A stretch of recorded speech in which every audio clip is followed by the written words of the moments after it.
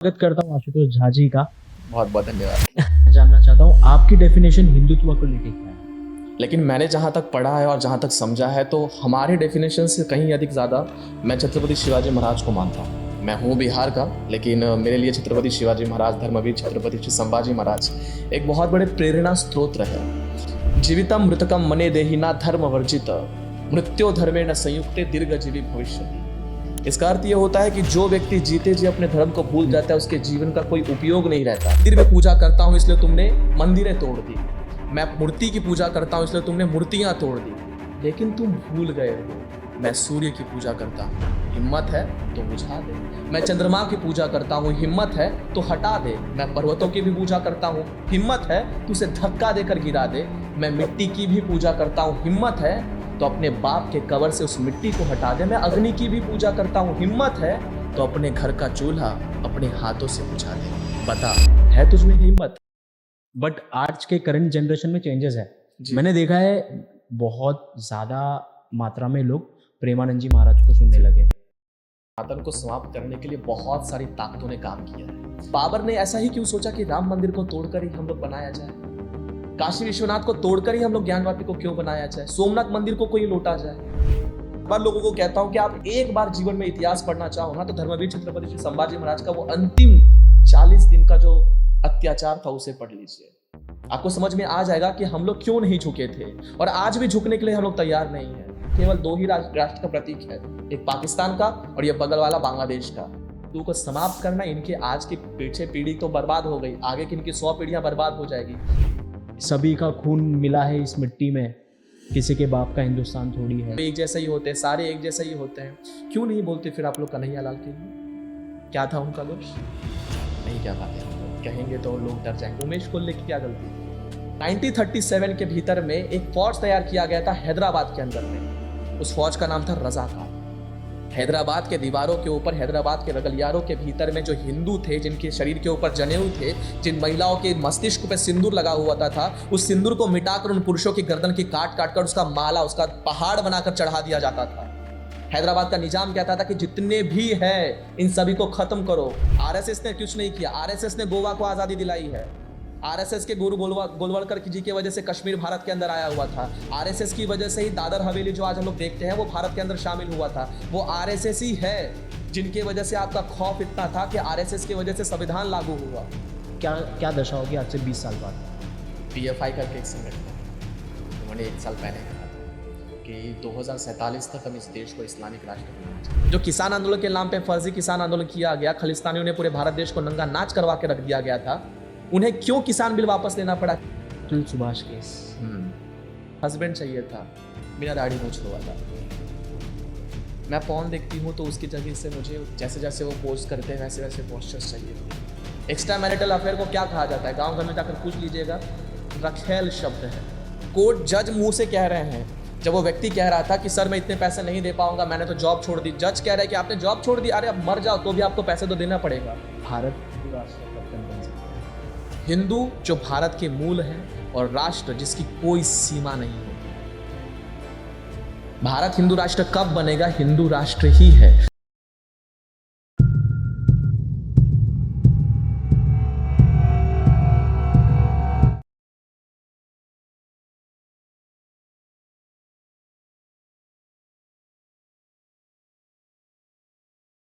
स्वागत है आप सभी का दी अनसेंसर्ड शो के एक और नए एपिसोड में। आज हमारे साथ एक और गेस्ट है।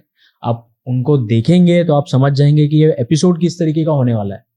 आज हम बहुत सारी चीज़ों पे बात करेंगे, जैसे हिंदुत्व पे बात करेंगे, छत्रपति शिवाजी महाराज पे बात करेंगे, अतुल सुभाष केस पे बात करेंगे और उसमें कोर इशू क्या थी और उसका सोल्यूशन क्या होगा उस पर बात करेंगे। तो मैं स्वागत करता हूँ आशुतोष झा जी का हमारे एपिसोड में, एक और नए एपिसोड में। आप आए हो ना, मुझे पता लग रहा है कि हाँ मेरा दी अनसेंसर्ड शो बहुत अच्छा चलने वाला है। बहुत बहुत धन्यवाद। मुझे ना एक चीज बताइए, मैं एक सफर पे निकला कि हिंदुत्व की खोज। हर इंसान के लिए हिंदुत्व अलग अलग है जी। हर इंसान की सोच अलग है, हर इंसान की हिंदुत्व की जो डेफिनेशन है वो अलग है जी। मैं जानना चाहता हूँ आपकी डेफिनेशन हिंदुत्व को लेके क्या है? आपके लिए हिंदुत्व क्या है? सागर भाई, जहां तक मुझे लगता है कि हिंदू और हिंदू का जो तत्व है उसे बनाकर हम हिंदुत्व समझते हैं। लेकिन मैंने जहाँ तक पढ़ा है और जहाँ तक समझा है तो हमारे डेफिनेशन से कहीं अधिक ज़्यादा मैं छत्रपति शिवाजी महाराज को मानता हूँ। मैं हूँ बिहार का, लेकिन मेरे लिए छत्रपति शिवाजी महाराज, धर्मवीर छत्रपति श्री संभाजी महाराज एक बहुत बड़े प्रेरणा स्रोत है। छत्रपति धर्मवीर संभाजी महाराज ने अपने आयु के 14 वर्ष में ग्रंथ लिखा था। उस ग्रंथ का नाम था बुद्ध भूषणम। अब आपने मुझसे पूछा है कि हिंदुत्व की व्याख्या क्या है, तो मेरे से ज्यादा उन्होंने जो व्याख्या दी है वो आज के हिंदू युवकों को समझना बहुत आवश्यक है। उन्होंने जो एक ग्रंथ लिखा था जिसे बुद्ध भूषणम कहा जाता है, कुछ लोग उसे बुद्ध भूषणम भी कहते हैं, जो कि पूरा गलत है, वो बुद्ध भूषणम ही है।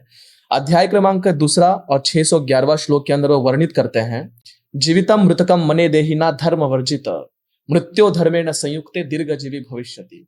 इसका अर्थ यह होता है कि जो व्यक्ति जीते जी अपने धर्म को भूल जाता है उसके जीवन का कोई उपयोग नहीं रहता। तो हिंदुत्व मेरे लिए यही है कि अगर आपने मस्तिष्क के ऊपर चंदन टीका लगाया तो भी आप हिंदुत्व का पालन कर रहे हैं। आप रास्तों के ऊपर जा रहे हो, आपने गौ माता को रोटी खिला दिया तो भी आप हिंदुत्व का पालन कर रहे हो। आवश्यकता नहीं है कि हिंदुत्व का पालन करने के लिए आप किसी का विरोध करें। अपनी माँ के ऊपर प्रेम करने के लिए किसी और की माँ से घृणा ना करना, यही हमारा हिंदुत्व है। अब पॉलिटिकली अलग अलग चीजें हो सकती है जो कि होनी भी चाहिए, लेकिन as a human being Bharat ने सभी को सिखाया है वसुधैव कुटुंबकम का अर्थ क्या है, वही तो हिंदुत्व है। हमारा सनातन धर्म जो था वो कल है, आज है और आगे भी रहेगा। हम सूर्य की पूजा करते हैं। अब कुछ लोग, एक कविता मेरी एक बहुत वायरल हुई थी, उस कविता में मैंने वर्णन किया था कि मैं मंदिर में पूजा करता हूं इसलिए तुमने मंदिरें तोड़ दी, मैं मूर्ति की पूजा करता हूं इसलिए तुमने मूर्तियां तोड़ दी, लेकिन तुम भूल गए हो मैं सूर्य की पूजा करता हूं, हिम्मत है तो बुझा दे। मैं चंद्रमा की पूजा करता हूं, हिम्मत है तो हटा दे। मैं पर्वतों की भी पूजा करता हूं, हिम्मत है तो उसे धक्का देकर गिरा दे। मैं मिट्टी की भी पूजा करता हूं, हिम्मत है तो अपने बाप के कब्र से उस मिट्टी को हटा दे। मैं अग्नि की भी पूजा करता हूं, हिम्मत है तो अपने घर का चूल्हा अपने हाथों से बुझा दे। बता, है तुझमें हिम्मत? सनातन तो यही है, जिस चीज को हम प्रकृति के रूप में देखते हैं उसी को तो हम पूछते हैं, और यही आपका हिंदुत्व है। पॉलिटिकली आपकी कोई भी विचारधारा हो, जैसे स्वतंत्रवीर सावरकर की एक विचारधारा थी की देहाकडून देवाकडे जाताना मध्ये देश लागतो आणि आपण त्या देशाचं काहीतरी देणं लागतो। मतलब भगवान की तौर जाते वक्त जो हमारा शरीर है उस बीच में हमारा देश लगता है, और उस देश के लिए कुछ करना ही हमारा सबसे पहला कर्तव्य, और वही हिंदुत्व है। तो आज के युवकों को पहले यह समझना होगा कि जब हम अपने बारे में सोचते हैं तो उसके बाद देश के बारे में सोचना, वही हमारा सनातन और वही हमारा हिंदुत्व है, जो कि धीरे धीरे कम होता जा रहा है। क्योंकि अगर आप लोग देखिएगा तो जाहिर सी बात है कि आजकल की जो जनरेशन है वो ज्यादा से ज्यादा डिप्रेशन की ओर बढ़ी पड़ी है, और उससे निकलने के लिए इनके पास क्या ऑप्शन रहता है? इनके पास ऑप्शन है दिलजीत दोसांझ के कॉन्सर्ट में जाना, इनके पास ऑप्शन है डुआ लिपा के कॉन्सर्ट्स में जाना, जस्टिन बीबर के शो में नाचना। इसके आगे चलकर क्या इनके पास क्या है? क्या ये परमानेंट सॉल्यूशंस है? नहीं है। 30-30 हजार रुपए की आप लोग टिकट लेकर उनके पास जा रहे हो, लेकिन वही चीजें अगर आप लोग कहा जाए कि मंदिर के ऊपर, भगवान के शिव के ऊपर अगर हम लोग 10 रुपए का दूध भी डाल दे तो यही लोग आगे चल के रील बनाते हैं कि दूध वेस्ट कर दिया। ये एक्चुअल में बहुत सही बात है। हाँ। बट आज के करंट जनरेशन में चेंजेस है। मैंने देखा है बहुत ज्यादा मात्रा में लोग प्रेमानंद जी महाराज को सुनने लगे। मतलब उनके कॉन्सेप्ट और उनकी बातें बहुत ज्यादा लोगों को प्रभावित करें। अभी आपने जिस तरीके से हिंदुत्व को कहा, बांग्लादेश जब कोई हिंदुत्व कहता है ना, तो मुझे एक चीज समझ में आती है कि हम एक दूसरे की ना पूजा अर्चना, एक दूसरे की रिस्पेक्ट बहुत ज्यादा करते हैं, बट मुझे नहीं समझ में आता लोगों को इससे घृणा क्यों है, लोगों को इससे इशू क्यों है। आप देख रहे हो हर जगह कि किसी पंडाल पे गणेश पंडाल पे पत्थरबाजी हो रहा है, पूरे भारत देश में हो रहा है। पहले ये बहुत कम होता था, हो सकता है मीडिया कवरेज ना होती हो, आज के डेट में मीडिया कवरेज बहुत ज्यादा हो रही है, बट आज पता चल रहा है कि ये लोगों को बहुत ज्यादा इससे इशू है। तो आपको क्या लगता है क्यों इतना इशू क्यों है? सनातन से लोगों को इशू क्यों है? सनातन को लोगों से इशू इसलिए है क्योंकि सनातन को समाप्त करने के लिए बहुत सारी ताकतों ने काम किया है। अगर आप लोग देखोगे तो मोहम्मद गजनवी से 700 सन से लेकर आज 2024 तक, यानी कि लगभग जब से इस्लाम का स्थापन हुआ है, और मैं ये खुले तौर पर कह सकता हूं, इस्लाम ने भारत के ऊपर एक विचारधारा के रूप में आक्रमण किया था। यहां आने के पश्चात में उन्होंने जो मस्जिद बंधाई थी, हमारे पास जगह कम थी ऐसा तो नहीं था ना सागर भाई, जगह तो बहुत थी, लेकिन बाबर ने ऐसा ही क्यों सोचा कि राम मंदिर को तोड़कर ही हम लोग बनाया जाए, काशी विश्वनाथ को तोड़कर ही हम लोग ज्ञानवापी को क्यों बनाया जाए, सोमनाथ मंदिर को कोई लौटा जाए। हमारे मंदिरों को इसलिए तोड़ा गया क्योंकि हमारे अस्तित्व को वो नामशेष करना चाहते थे, लेकिन हिंदू नामशेष नहीं हुआ। फिर चाहे वो हबशी होंगे, फिर चाहे वो पुर्तगाली होंगे, फिर चाहे वो इस्लामिक होंगे या मुगल होंगे, ये सारे मिलकर लड़ना चाहते थे। लेकिन हमारे पूर्वज उतने वीर योद्धा थे जिन्होंने अपने प्राणों की आहुति दे दी, लेकिन इनके सामने झुके नहीं हैं। मैं बार बार लोगों को कहता हूं कि आप एक बार जीवन में इतिहास पढ़ना चाहो ना, तो धर्मवीर छत्रपति श्री संभाजी महाराज का वो अंतिम 40 दिन का जो अत्याचार था उसे पढ़ लीजिए। आपको समझ में आ जाएगा कि हम लोग क्यों नहीं झुके थे और आज भी झुकने के लिए हम लोग तैयार नहीं है। आप देख लीजिए, यहां पर कोई आता है हमारे किसी मेन चौक के ऊपर हरा झंडा लगा देता है, आप कौन से रूप से हरा झंडे को अपना इस्लाम का प्रतीक मानते हैं? जहां पर आपका मजहब का जन्म हुआ है, दूर दूर तक कोई हरियाली नहीं थी, तो हरियाली आपका झंडे का प्रतीक आया कहां से? जो आतंकवादी संगठन है, कोई काला यूज करता है, कोई लाल यूज करता है, कोई पीला यूज करता है, आप लोगों को लगता है कि हरा है। हरा केवल दो ही राष्ट्र का प्रतीक है, एक पाकिस्तान का और ये बगल वाला बांग्लादेश का। तो जब भी आप हरा झंडा लगाकर ये बताना चाहते हैं कि हम इस्लामिक तौर पर इस झंडे का पालन कर रहे हैं, तो वो इस्लामिक नहीं, वो पाकिस्तानी झंडा है, और ये बात हम भूल जाते हैं। और भारत देश के अंदर जहां तक बात ये होती है, तो हम जब देखते हैं हमारे आंखों के सामने जिस भगवा ध्वज के नीचे हमारे पूर्वज लड़े थे, उसे हटाकर जब किसी छत्तीसगढ़ के रास्तों के ऊपर में बड़ा सा हरा झंडा लगा दिया जाता है और भगवा को नीचे फेंक दिया जाता है, और उसके अगले दिन हम वापस जाते हैं, हरा झंडा को निकालते हैं और भगवा ध्वज लगा देते हैं, तो उस लड़के को रूम के अंदर बंद करके न जाने कितने बार वार करके उसे मार दिया जाता है। ट्विटर पर अगले दिन ट्रेंड क्या चलता है कि इसका बेटा तो इतना बड़ा आईसीएसएस का चीफ बनकर बैठा हुआ है, इनके बेटे तो इतने बड़े बड़े पोस्ट पर हैं, और आपके बच्चे झंडा निकाल निकालते मर गए। यानी कि किसी ना एंगल से आप लोग देखोगे सागर भाई, तो एक जो रास्ता है इनका, एक पॉलिटिकली आइडियोलॉजी के रूप में काम करती है, जो ट्विटर के ऊपर इनको डिफेंड करती है। मोहम्मद जुबैर हो गया, अरफा खानूम हो गया, अजीत अंजुम हो गया, उसके बाद वो रविश कुमार हो गया, ये सारे मिलकर इनको डिफेंड करते हैं। इनका काम ही वही है, अगर वो गलत भी है तो भी इनको बचाने के लिए वो लोग आते हैं। और नीचे यहाँ कर चोरी करते हुए तबरेज अंसारी की भीड़ आकर हत्या कर देती है, तो उसके लिए भी हिंदू ही दोषी है। तो आप लोग रास्तों के ऊपर जितना काम हम लोग करते हैं उसको लेकर भी हमें दोषी ठहराया जाता है, और ऑनलाइन अगर गलती से कुछ दिख भी गया तो उसे भी बवाल मचा दिया जाता है। उत्तर प्रदेश की एक घटना है जहां पर एक मौलवी को एक व्यक्ति ने बहुत पीटा और बहुत मारा, आप न्यूज कवर कर लीजिएगा, उसमें आपको मिल जाएगा। एक व्यक्ति को उसने ताबीज दिया था, उस ताबीज की वजह से उसका कुछ हुआ नहीं, उसे इतना मारा गया, बाद में एक वीडियो वायरल कर दी गई, उसमें म्यूट कर दिया गया और कहा गया कि जय श्री राम कहो नहीं तो हम तुम्हें मारेंगे, और पूरे ट्विटर पर यह ट्रेंड चलवाया गया। बाद में जब उस वीडियो का फैक्ट चेक किया गया तो पता चला कि एक मुसलमान युवक ने ही उसे पीटा था, क्योंकि उसे जो ताबीज दी गई थी उस ताबीज से उसका कुछ फायदा नहीं हुआ। लेकिन बदनाम कौन हो गया? हिंदू, पूरी जगह से, यहां से लेकर यूनाइटेड नेशन तक। अरफा खानूम की अगर आप लोग ट्वीट उठाकर देखोगे तो आप लोग को पता चलेगा कि अरफा खानूम भारत में हो रहे छोटी से छोटी गतिविधियों के लिए हिंदू को यूनाइटेड नेशन में जाकर जलील करती है। यूएस के बड़े बड़े लोग वहां पर आकर उसे अवार्ड देते हैं। ये सारे इतने ज्यादा खतरनाक तरीके से हमारे भारत देश को खोखला करने पर तुले हुए हैं, जिसकी अगर आप लोग सारी योजनाएं निकाल कर देखोगे तो पता चलेगा कि प्रत्येक हिंदू को इन्होंने राष्ट्रीय स्तर पर आतंकवादी घोषित करने के लिए एड़ी चोटी का जोर लगाया है। और हिंदू को समाप्त करना, इनके आज की पीछे पीढ़ी तो बर्बाद हो गई, आगे की इनकी 100 पीढ़ियां बर्बाद हो जाएगी।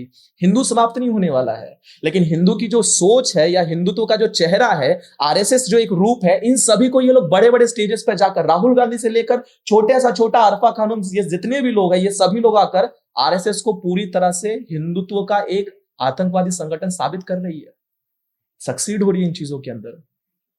बात सही बोला आपने। आपने संभाजी महाराज के ऊपर भी जो बात बोली, सेम चीज मुझे भोजन गट्टा एक सचिन गायकवाड़ ने बोली थी। उनके शब्द मुझे आज भी याद है। उन्होंने क्लियरली बोला था, धर्म मतलब आस्था, और आस्था कभी बदली नहीं जाती औरंगजेब। मतलब ये चीज करके उन्होंने संभाजी महाराज के ऊपर उस चीज को एंड किया था। मतलब पॉडकास्ट का वो टॉपिक ही एंड उस चीज पे हुआ था। और 40 दिन मुझे नहीं लगता कि कोई इतना ज्यादा खुद का बेयर करेगा, इतने ज्यादा प्रॉब्लम्स बेयर करेगा। मतलब लोगों को ये चीज समझनी चाहिए। हम पर्सनली, हमें जैसे जितने भी लोग हैं, जो दिलजीत दोसांझ, उनका एक अभी एक रील वायरल हो रहा है, सभी का खून मिला है इस मिट्टी में, किसी के बाप का हिंदुस्तान थोड़ी है। तो मुझे नहीं पता कि वो किस वे में बोला गया है, किस टॉपिक, मतलब किस पर्सन के लिए बोला गया है, बट मुझे ऐसा फील होता है कि इस तरीके से नहीं होना चाहिए। अब आपके भी एक और मैं एक टॉपिक से फ्लिप कर रहा हूँ। आपने जैसे इस्लाम को लाया, देखिए मेरे भी कई दोस्त हैं, हमारे जो व्यूअर्स बैठे हैं उनके भी कई दोस्त हैं।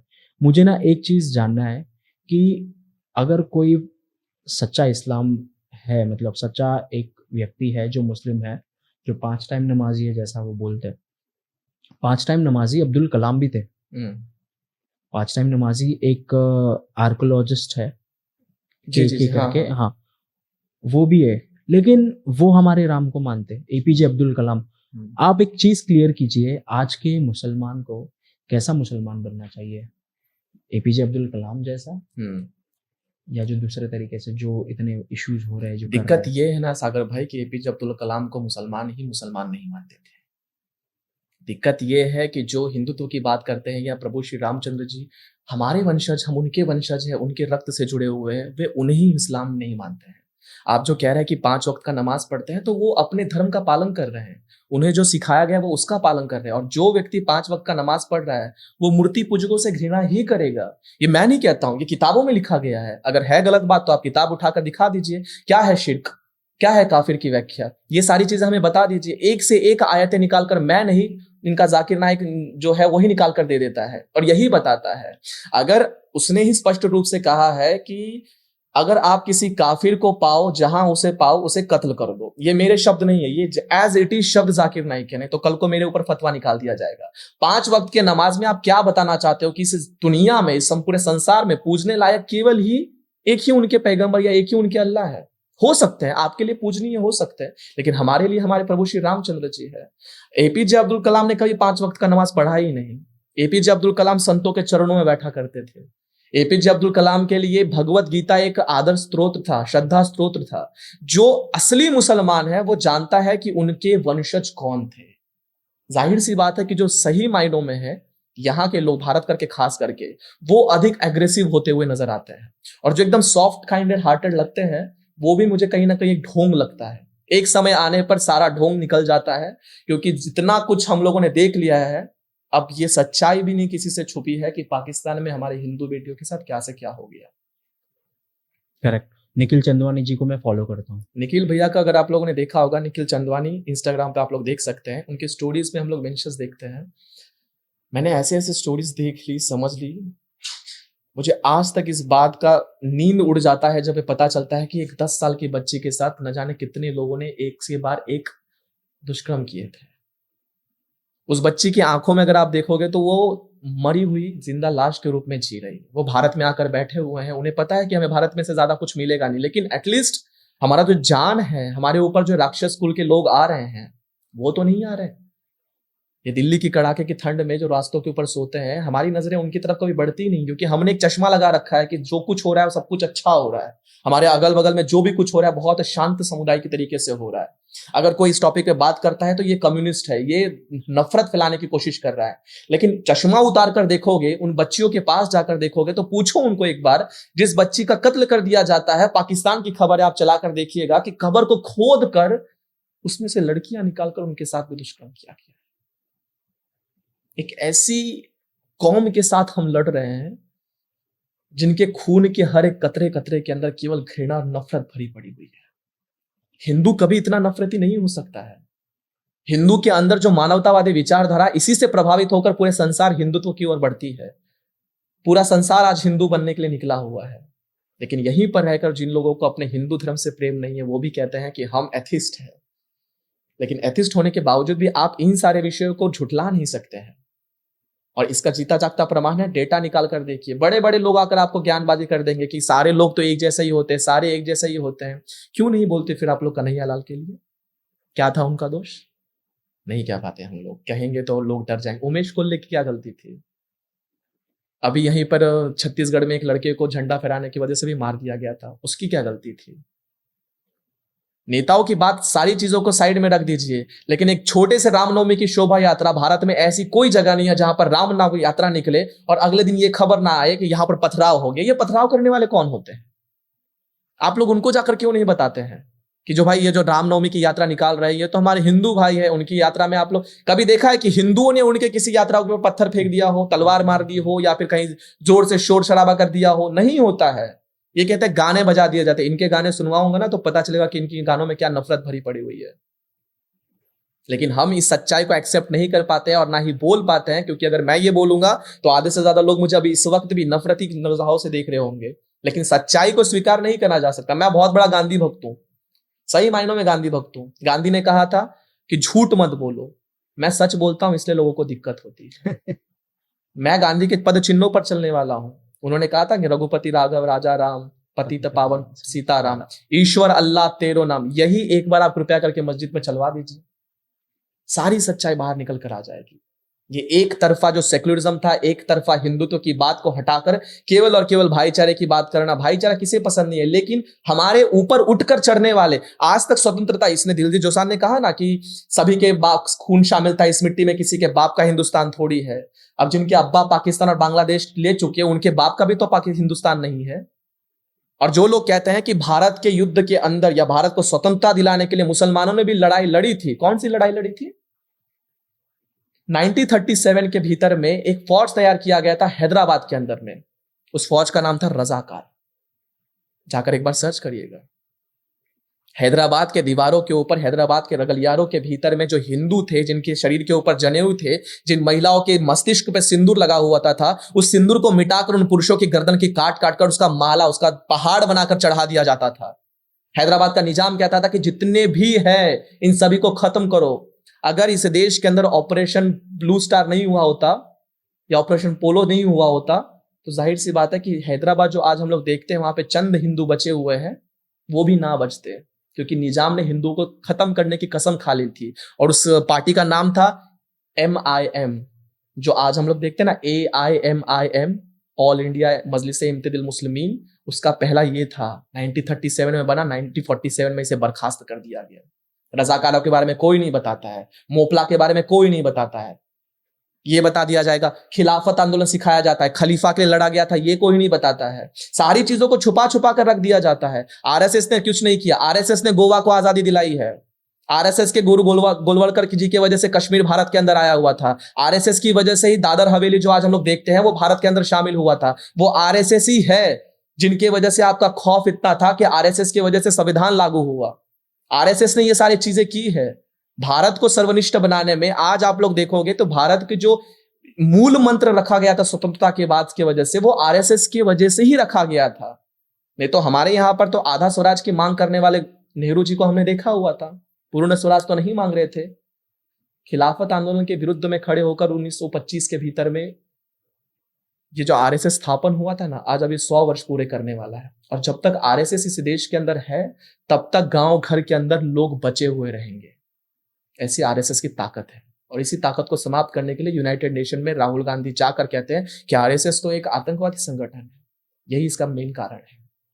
आज से करंट सिचुएशन को अगर मैं देखता हूँ, हिंदुओं की दशा क्या होगी अगर इसी तरीके से रहे, यही मेंटालिटी के साथ रहे।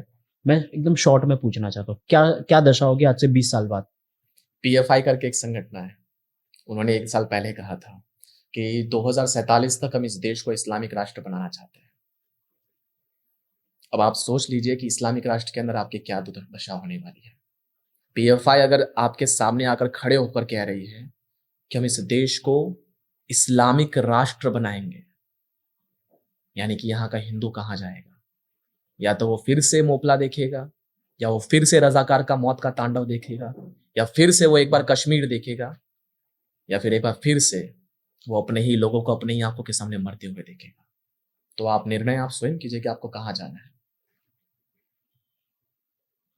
एक और चीज, मतलब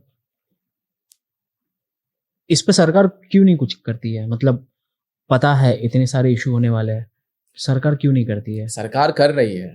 अगर सरकार नहीं करती तो आप लोग को पता ही नहीं चलता कि आज भी पुणे जैसे इलाकों के अंदर IT कंपनी के अंदर अगर ISI के लड़के पकड़े जाते हैं, वो एज ए इंजीनियर वहां पर काम कर रहे हैं, ATS वो काम कर रही है। और कोई भी सरकार तभी पूरी तरह से प्रोएक्टिव होती है जब वहां की जनता का उन्हें समर्थन मिलता है।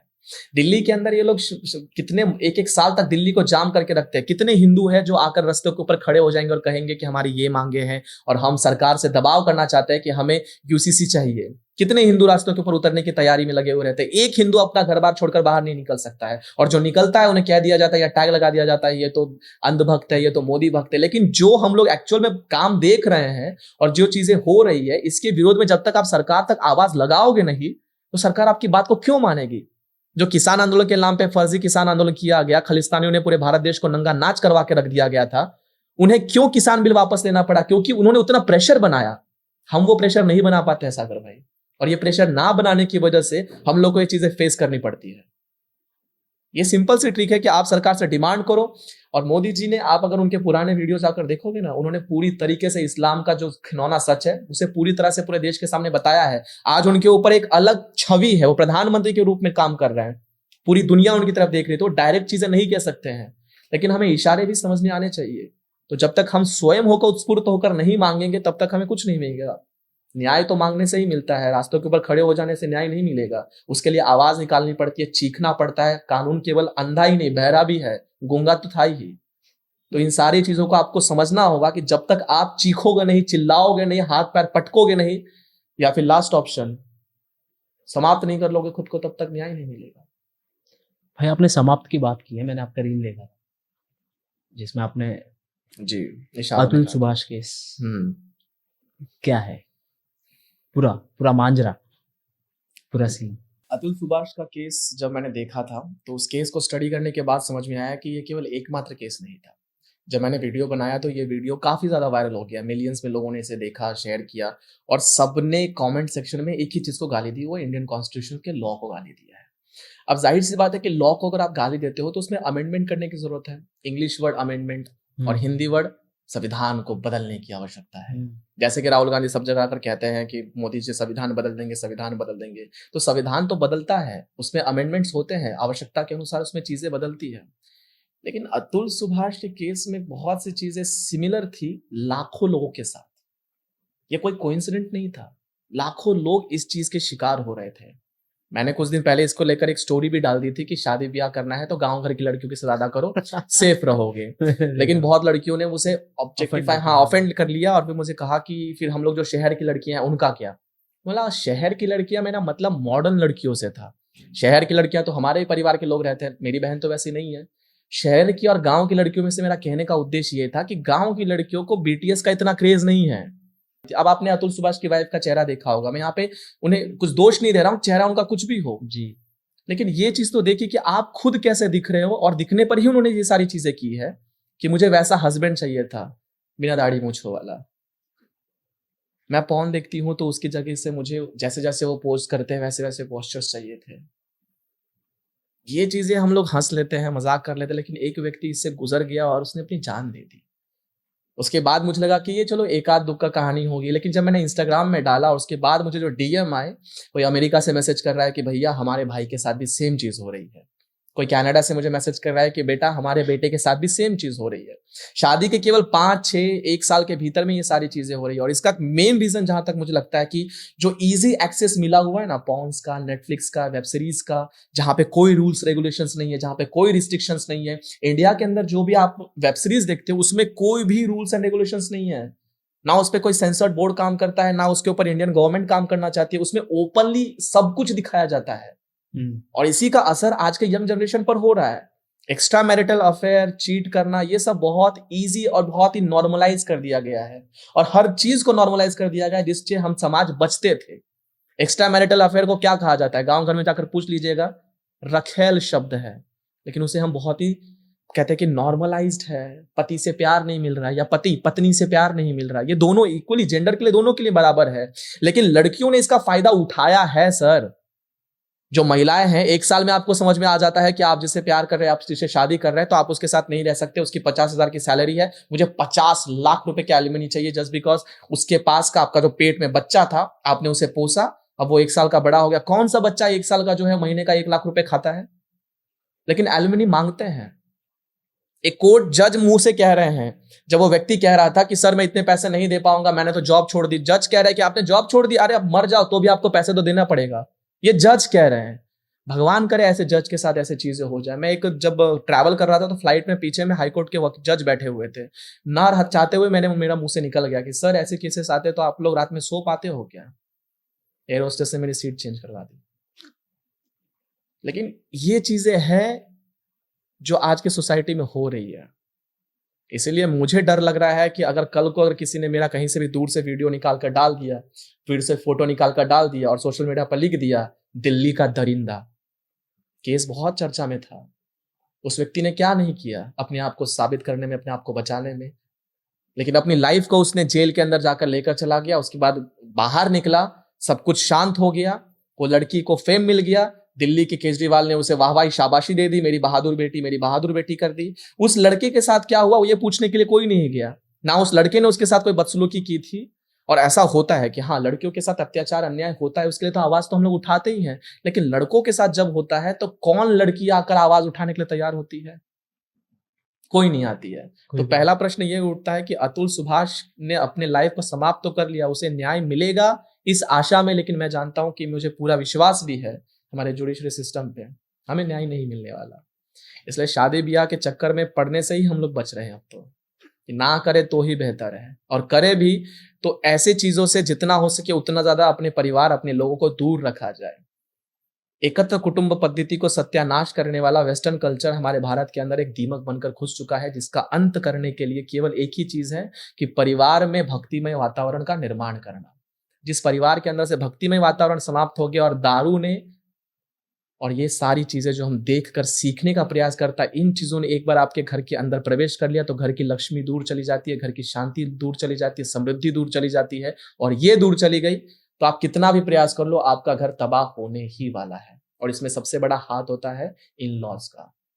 भारत के अंदर जो इतने भी केसेस होते हैं आप देखोगे तो यूएसए में जो डाइवोर्स रेट होता है तो उसमें 90% केसेस होता है इसी चीज को लेकर कि चीट कर दिया, एक्स्ट्रा मैरिटल अफेयर कर दिया। आपको विश्वास नहीं होगा, भारत के अंदर जो डाइवोर्स का रूल है, डाइवोर्स होता है, इसके पीछे 99% रीजन एक ही है, इन लॉज, रिश्तेदार। इन लोगों से बचा जाए। दो व्यक्ति का अगर संसार है तो संसार में केवल दो व्यक्ति को ही रहने दीजिए, तीसरे को इन्वॉल्व करिएगा, उस पत्नी ने पति की शिकायत वहां की, पति ने पत्नी की शिकायत वहां की, तीन विचार एक साथ आते हैं, दोनों के क्लैशेस, उसके बाद सब कुछ सत्यानाश होता है।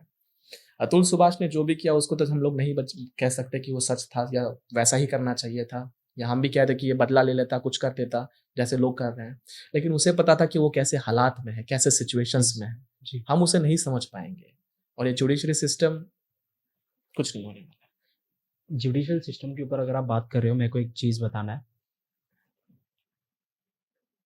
क्या गरीब होना गुनाह है?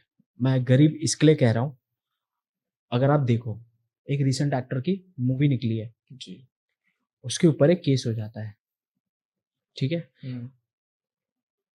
पुलिस उनको अरेस्ट करने घर जाती है, वो आराम से अपनी ड्रिंक एंजॉय करते हैं, अपनी बीवी को हक करते हैं, ठीक है, उनकी बीवी को बोलते हैं मैं आ जाऊंगा, उसको उनको पुलिस लेके जाती है, एकदम बाइज्जत एकदम अच्छे से लेके जाती है, मैं उनको ऑफेंड नहीं कर रहा। ऑन दी अदर हैंड आप देखोगे अतुल सुभाष का केस है जिसमें जुडिशियल सिस्टम खुद बोल रहा है कि तुमको करना पड़ेगा ये सारी चीजें।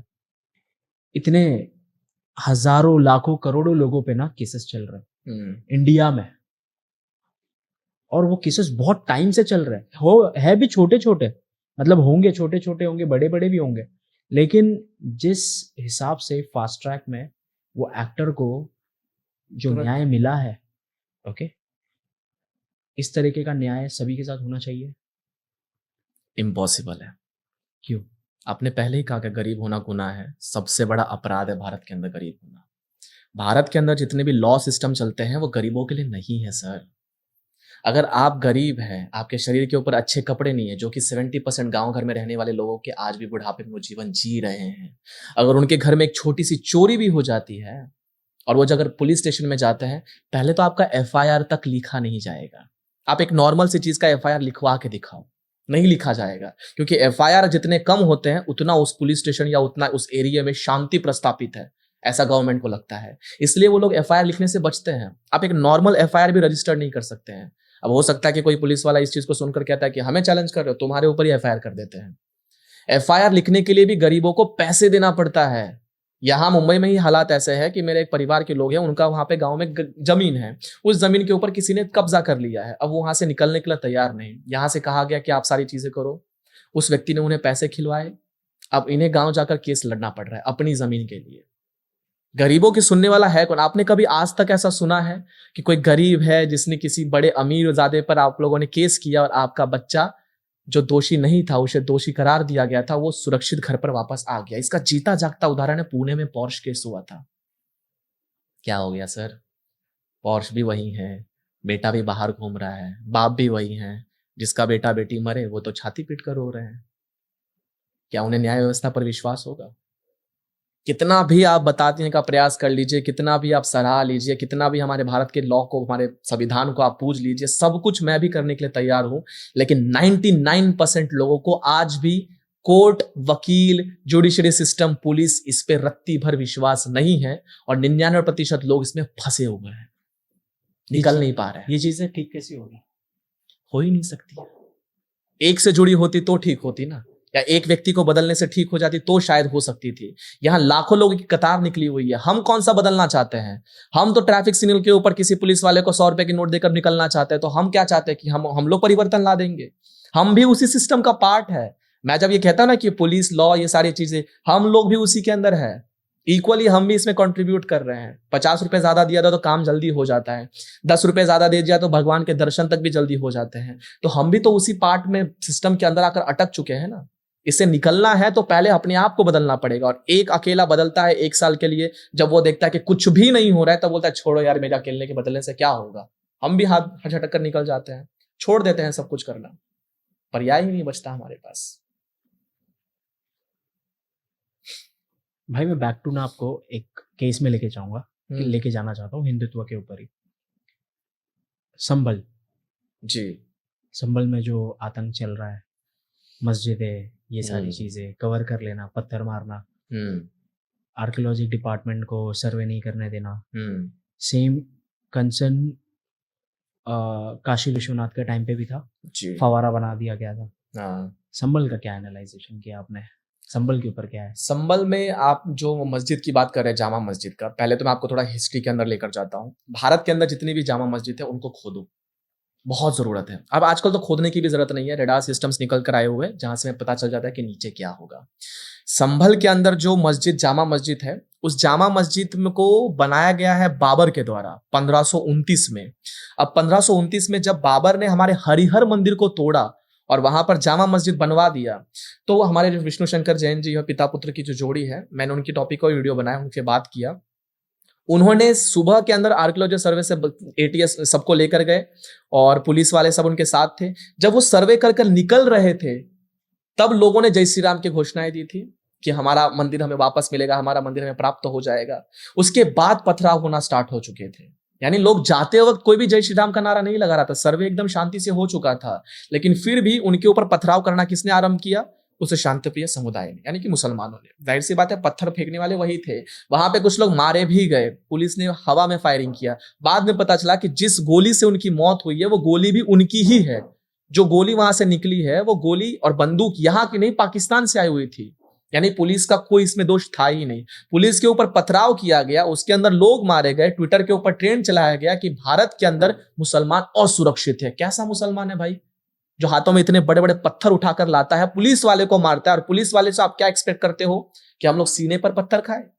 जामा मस्जिद की खुदवाने की जहां तक बात मैंने की, आप अगर देखोगे औरंगिया से लेकर या टिपिया तक, जिन्हें ये बड़े आदर के साथ कहते हैं औरंगजेब, टीपू सुल्तान, औरंगिया और टिपिया, ये कोई बहुत महान व्यक्ति नहीं थे। इस देश के चोर ढुके सारे जो थे लुटेरे थे। औरंगिया ने जब जामा मस्जिद बनवाई थी तो उसके सीढ़ियों के भीतर में हमारे विष्णु के, शंकर के, महादेव के, सबके मंदिरों को खंडित करके उसकी मूर्तियों को सीढ़ियों के अंदर चुनवा दिया गया था और जामा मस्जिद का निर्माण किया गया। सीढ़ियों के अंदर क्यों चुनवाया गया होगा? ताकि मुसलमान जब उस रास्ते से गुजरे और अपना नमाज वहां पे वजू करे तब उनके पैर हमारे मंदिरों के जो मूर्तियां थी उनके ऊपर पड़े। ये मैं नहीं कह रहा, औरंगजेब का जो औरंगनामा है, उसका इतिहास है, वो सब कुछ जाकर पढ़िए। टिपिया ने भी सेम किया। दक्षिण का औरंगजेब उसे यूं ही नहीं कहा जाता था। इसने दक्षिण प्रांत के हमारे अंजनेय मंदिर को तोड़कर, केरला के अंदर जो जामा मस्जिद बनाई गई है, उस अंजनेय मंदिर को तोड़कर उसने वो सारे अवशेष उसी जामा मस्जिद के सीढ़ियों में चुनवा दिया गया था। सेम टू सेम वही प्रैक्टिस करते हैं ये लोग। इसीलिए मैं कह रहा हूं कि भारत देश के जितने भी जामा मस्जिद है, इन सभी के सीढ़ियों को खोदो, इनके अंदर में आपको ब्रह्मा विष्णु महेश ही मिलेंगे। और संभल के अंदर भी वही हुआ। हमें अभी पता चला कि वहां पर एक ऐसा मंदिर था जो पिछले 46 वर्षों से बंद करके रखा गया था। अभी पुलिस जब यहाँ पे बिजली चोरी के आरोप में लोगों को पकड़ने गई थी तो पता चला कि वहां पर तो पहले से ही मंदिर है। तो संभल के अंदर तो कोई मासूम रह नहीं रहा। संभल के अंदर तो आप लोगों ने सारे अतिक्रमण करके रह रहे हो, सरकार की जमीन को हस्तक्षेप करके रखे हुए हो। तो इसके विरुद्ध में हम लड़ रहे हैं और इसके लड़ना है तो वो जानते हैं कि छोटा बच्चा रोते हुए कैमरे पर आता है, लेकिन वही बच्चा जब पत्थर फेंकने के लिए आना होता है तो पीछे से आकर इतना बड़ा बड़ा ईंट उठा उठा कर फेंकता है। बड़ा हरामी बच्चा होता है ये, चेहरे पर बहुत मासूमियत लेकर चलता है।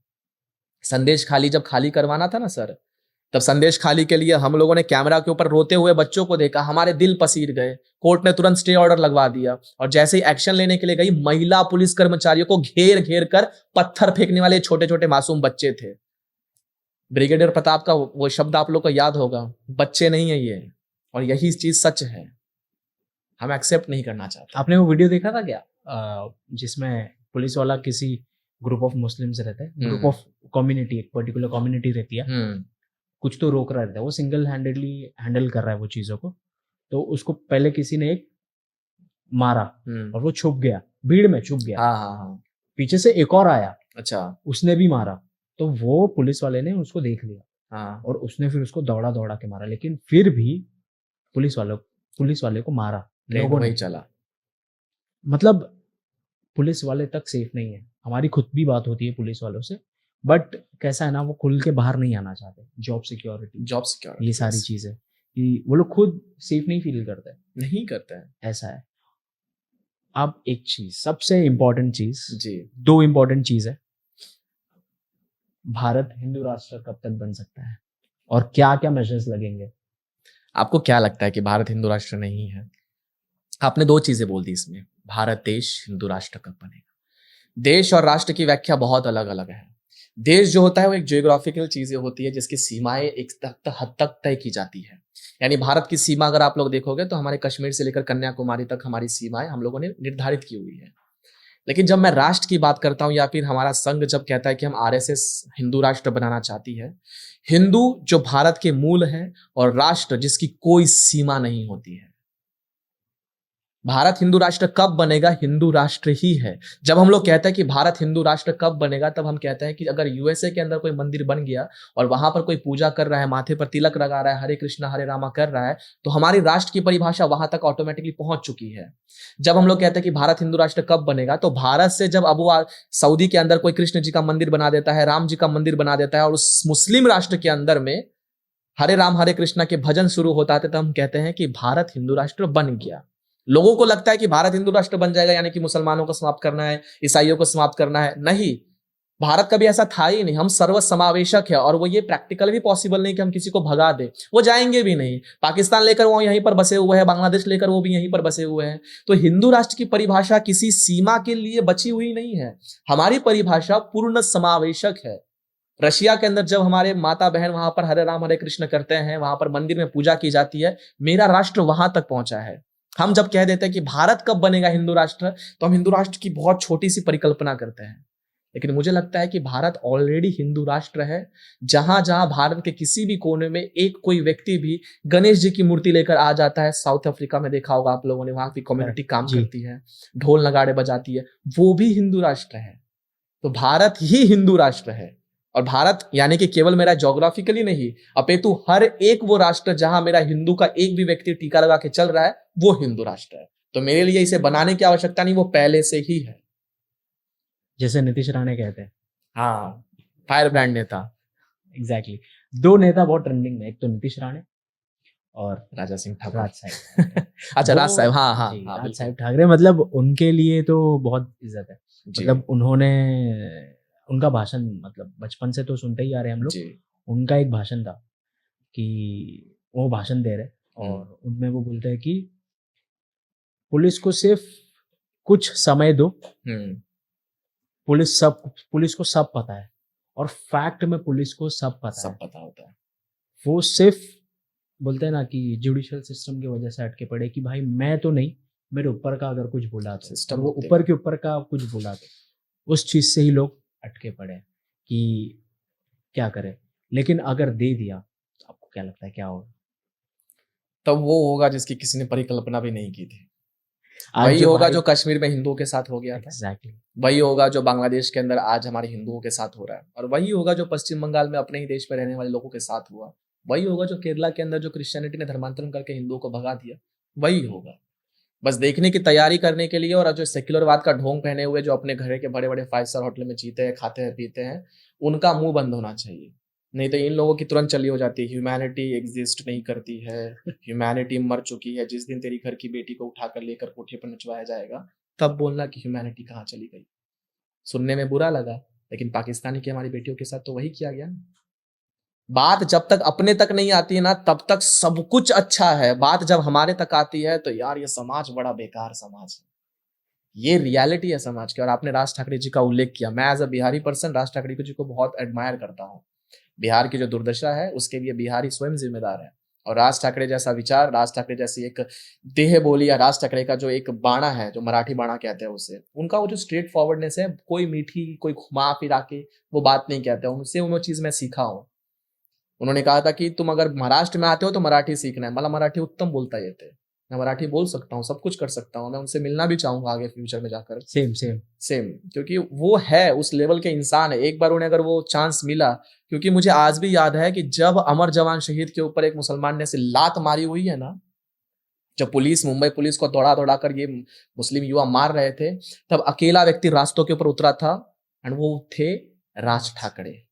वो है असल मायनों में जो हिंदू हृदय सम्राट बाला साहेब ठाकरे की विचारधारा को लेकर जीवित है, वो राज ठाकरे है।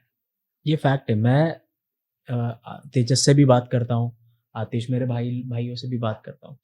मैं कल ही तेजस को या किसी को तो बोल रहा था कि भाई मेरा पॉडकास्ट तब सफल होगा जब मैं वो व्यक्ति तक पहुंच जाऊंगा। ये तो है जी। कि एक बार पहुंच गया ना तो हाँ भाई सफल होगी, बट भूख खत्म नहीं होगी, जाएंगे आगे और ऊपर बढ़ेंगे। जाएंगे। मोदी जी तक जाइए आप, हम जी तो जी, आपको नहीं वही वो शुभकामनाएं तो देंगे। मुझे बहुत ज्यादा एडमायर करता है, मतलब मैं बहुत ज्यादा उनको एडमायर करता हूँ। मैं कभी भी स्पीच करता हूँ तो मैं घर पर अकेला रहूं तो मैं उनकी तरह ट्राई करता हूँ। मेरे स्पीच के अंदाज में वो झलकते हैं। कभी कभी लोग कहते हैं कि जबरदस्त है। आते हैं, वो झलकते हैं उनकी चीजें। और नीतीश राणे सेम जी जी जी। सेम फायर, मतलब उन सोचना नहीं पड़ता, हाँ, उनका फोकस एक चीजों पे है, तो भाई तू मुझे दूसरी चीज देगा मैं नहीं लूंगा, मेरा फोकस एकदम क्लियर है। नीतीश राणे जी कुछ समय के लिए गलत रास्तों पर चले गए थे, लेकिन बाद में उन्हें पता चला कि भूला भटका शाम को घर आ जाए तो उसे भूला नहीं कहते हैं। और वो आखिरकार आए, और आज जिस रूप से नीतीश राणे जी काम कर रहे हैं, अब वो कैबिनेट मंत्री भी बन गए हैं, तो उनको बहुत सारी शुभकामनाएं नीतीश दादा। तो हम लोग तो उनके साथ काफी करीब से जुड़े हुए हैं, क्योंकि शिव प्रतिष्ठान हिंदुस्तान भिड़े गुरु जी के लेकर हम काम करते हैं ज्यादा से ज्यादा। तो एक समय था जब वो सही रास्ते पर नहीं थे, लेकिन अब जिस रास्ते पर आए हैं, भगवान करे वो उस रास्ते को कभी ना छोड़े और बहुत आगे जाए। हमारी तो उनके लिए यही शुभकामनाएं रहेंगी। चेंज ला सकते हैं, आएगा ये चेंज, ये जो है ना चेंज ला सकते हैं। क्योंकि देखिए आपने देखा होगा रील में, एक नीचे लेवल का आदमी जैसे हम सिटीजन जी। किसकी सुनता है? पुलिस वाले की। पुलिस वाला किसकी सुनता है? नेताओं की। तो अगर ऊपर वाला ही ठीक हो जाए तो बाकी नीचे की सारी चीजें ठीक हो जाएगी। बाकी के नीचे लोग ठीक हो ही जाएंगे। बिल्कुल। एक और चीज, आप लोग का बैकअप और सपोर्ट क्या है?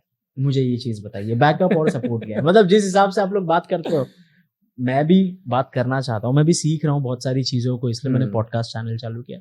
आप लोग का बैकअप सपोर्ट क्या है कि गवर्नमेंट से मुझे हाँ ये चीज है कि मुझे इतना सपोर्ट मिलता है, पुलिस आपको जानती है, हाँ। तो थोड़ा एक सॉफ्ट कॉर्नर दिया जाता है कि हाँ भाई ये कर लोग रहे हैं। चेंज ला रहे हैं, ये लोग को इतने लोग फॉलो कर रहे हैं।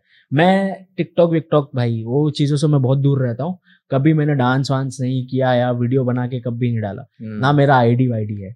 मैं जब से ये होश संभाला है तो हिंदुत्व के रास्ते पे ही चल रहा हूँ। दोस्त है, ऐसे भी दोस्त है कि हाँ जो गलत बोलते हैं, बहुत दोस्ती टूट चुकी है। देखो आप ये चीज पे चलोगे, दोस्ती टूटना ही टूटना है, क्योंकि आइडियोलॉजिकल मैच नहीं होता। जैसे आपको पता है एक अभी करंटली नेता बने हैं, BJP is our ideological enemy. हाँ हाँ हाँ, एक्टर से नेता बनने चले हैं। बहुत अच्छा कदम उठाया उन्होंने, लेकिन जहां पैर रखा ना वो गलत था। पहली कुल्हाड़ी अपने ही पैर पर मारी। एग्जैक्टली उनका रील आया यार, इतने लोग चल रहे हैं, उनके तालापति कर दिया। अभिनेताओं को मैं सीरियसली नहीं लेता हूँ, इसलिए उनका तो बात ही है। ये सेम मुझे जैसा आपने बोला ना अभी अभिनेताओं को मैं सीरियस नहीं लेता, सेम एक बार अदानी जी ने बोला था। हाँ, मैं सीरियस नहीं लेता। ऐसे लोग लोग राहुल गांधी को मैं सीरियस नहीं लेते हैं, बेकार में अपना टाइम एनर्जी वेस्ट होते हैं, इन लोगों से क्या ही काम किया जाए। आपका बैकअप बताओ मुझे।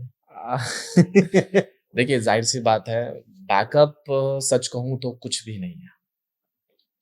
मैंने जो इतिहास पढ़ा हुआ है वही मेरा बैकअप है। मैंने वीडियो के शुरू में ही कहा कि मैं छत्रपति धर्मवीर संभाजी महाराज को काफ़ी ज़्यादा समझता हूँ, पढ़ता हूँ और उन्हें ही अपना बैकअप प्लान मानता हूँ। मेरे पीठ के पीछे कोई नेता नहीं खड़ा है, मेरे पीठ के पीछे कोई वकील नहीं है, मेरे पीठ के पीछे कोई पुलिस नहीं है, मेरे पीठ के पीछे केवल और केवल छत्रपति शिवाजी महाराज और धर्मवीर छत्रपति श्री संभाजी महाराज है। मैंने धर्मवीर छत्रपति श्री संभाजी महाराज के इतिहास से एक चीज सीखी है कि आयु के 32 वर्षीय उस व्यक्ति ने जीवन को जिया है, लेकिन औरंगजेब को नंगा करके जिया है। जब संभाजी महाराज झुकने के लिए तैयार नहीं थे ना, तब औरंगजेब कहते थे कि हमने ऐसे ऐसे राजा महाराजा देखे जो हमारा नाम सुनकर अपना राज्य हमें सौंप दिया करते हैं। ऐसे हमने बड़े बड़े बादशाह देखे हैं जो हमारे सामने घुटने टेक दिया करती है, पर पहली मर्तबा ऐसा दिलेर शख्स हमने संभाजी भोसले जैसा देखा है। पूरे हिंदुस्तान को अपने खौफ से अदा कर देने वाला आलमगीर औरंगजेब बादशाह इस 32 साल के संभाजी को शिकस्त ना दे सका। लानत है खुद पे। उनके पीछे तो उनके पिता का भी हाथ नहीं था, बैकअप प्लान तो उनके पास भी नहीं था। हमारे पास है, इतिहास का बैकअप प्लान है। जिएंगे भी अपने धर्म के लिए और मरेंगे भी अपने धर्म के लिए, और मृत्यु तो हमें आलिंगन के स्वरूप में स्वीकार करना है कि जिस दिन मृत्यु हमारे सामने खड़ी हो उस दिन इतिहास को लेकर हम जिए। जैसे धर्मवीर छत्रपति श्री संभाजी महाराज ने वीरता के साथ मृत्यु को स्वीकार किया था, मैं ईश्वर से मनोकामना करता हूं उसका 1% उस 40 दिन की मरण यातनाओं में से 1 दिवस की मरण यातना मेरे सम्मान में आए और मेरा मृत्यु ऐसा हो कि कम से कम 100 युवा भी जागरूक हो जाए कि हमारे धर्म के लिए कोई आज के दौर पर वैसा करके गया। इसलिए इसमें आना है तो ये अग्निकुंड है, और अग्निकुंड में जब प्रवेश करते हैं तो कितना भी पानी का वर्षाव कर लीजिए, बड़ी सी बड़ी अग्नि आपको समाविष्ट कर लेगी और आपको पूरी तरह से भस्म कर देगी। तो हम लोग भस्म होने के लिए उस मार्ग पर चल चुके हैं। अब अग्नि तक पहुंचने का मार्ग कितना दूर है ये तो हमारा समय बताएगा।